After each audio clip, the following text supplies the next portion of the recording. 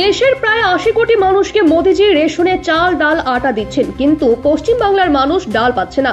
সেই ডাল কে খেয়েছে? যে জেলে আছে জ্যোতিপ্রিয় মল্লিক। আপনার আমার ডাল খেয়েছে বলে জেলের ভাত খেতে হচ্ছে। জানি না তাকে ডাল দিচ্ছে না শুধুই ভাত দিচ্ছে। গোপীবল্লভপুরে দলের সদস্য সংগ্রহ অভিযানে এসে এভাবেই রাজ্যের প্রাক্তন খাদ্যমন্ত্রী জ্যোতিপ্রিয় মল্লিককে নিশানা করলেন বিজেপি নেতা তথা প্রাক্তন সাংসদ দিলীপ ঘোষ।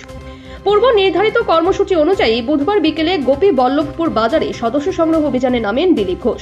দলের গোপীবল্লভপুর ১ নম্বর মণ্ডল কমিটির নেতা কর্মীদের নিয়ে দোকানে দোকানে সদস্য সংগ্রহ অভিযানের পাশাপাশি মঞ্চে বক্তব্য রাখার সময় মিসড কলের মাধ্যমে বিজেপির সদস্য পদ গ্রহণের পদ্ধতি ব্যাখ্যা করেন। সঙ্গে একাধিক বিষয়ে রাজ্য সরকারকে নিশানা করেন। বলেন, মোদী প্রধানমন্ত্রী হওয়ার পর দেশের প্রায় ২০ কোটি লোককে দরিদ্র সীমার উপরে নিয়ে এসেছেন। কারণ তারা গরিব নয়, তাদের বাড়ি হয়েছে, শৌচাগার হয়েছে, তারা বাড়িতে বসে বসে রেশন পাচ্ছে। মোদী দেশের প্রায় ৮০ কোটি মানুষকে চাল ডাল আটা দিচ্ছেন, কিন্তু পশ্চিম বাংলার মানুষ ডাল পাচ্ছে না। সেই ডাল কে খেয়েছে? যে জেলে আছে জ্যোতিপ্রিয় মল্লিক। আপনার আমার ডাল খেয়েছে বলে জেলের ভাত খেতে হচ্ছে। জানি না তাকে ডাল দিচ্ছে না খালি ভাত দিচ্ছে। রাস্তার ধারে বসেছি, কোন নির্বাচনী প্রচার ভোট চাইতে আসেনি বা কোনো আন্দোলনের জন্য নয়।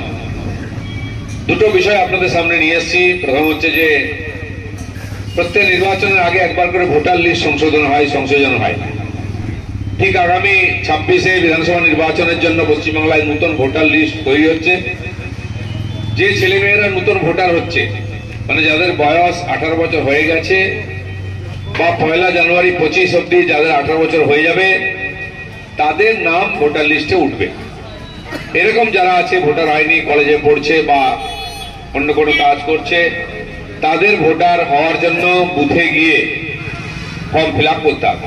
প্রত্যেক বুথেতে বিএলও অফিসার বসছেন নির্বাচন কমিশনের তরফ থেকে, এখানকারই সরকারি কর্মচারী, তারা এসে প্রত্যেক শনিবার ওখানে বসেন অফিস টাইমে। তো যারা নতুন ভোটার হতে চান বা যাদের ভোটার কার্ডে কোনো ভুল আছে, নাম ভুল, ঠিকানা, বাবার নাম, স্বামীর নাম, ছবি থাকে ভুল, জন্ম তারিখ, ঠিকানা, ওখানে গিয়ে তার জন্য আলাদা ফর্ম আছে, ফিল আপ করবেন ডকুমেন্ট দিয়ে, যাতে সংশোধন হয়ে যায়।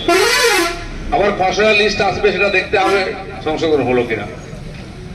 কারো মৃত্যু হয়েছে, সে নামটাও কাটিয়ে দিতে হবে, নাহলে ফলস ভোট পড়ে। কিংবা এখান থেকে কোনো মেয়ে বিয়ে অন্য জায়গায় চলে গেছে, কেউ চাকরি করতে ট্রান্সফার হয়ে চলে গেছে, তার নামটাও কাটতে হবে। আবার অন্য জায়গা থেকে কেউ এখানে এসেছে চাকরি করতে, ভোটার হতে চায়, তাকে ভোটার করে দাও। বিয়ে হয়েছে, নতুন বউ এসেছে, তার নামটাও এখানে যুক্ত করে দিতে হবে, যাতে ভোট দিতে পারে। তো এই ধরনের সংযোজন বিয়োজন যেটা হয়, এই ভোটার লিস্ট আগামী 12 তারিখ অব্দি হবে, দুটো রবিবার পাওয়া যাচ্ছে।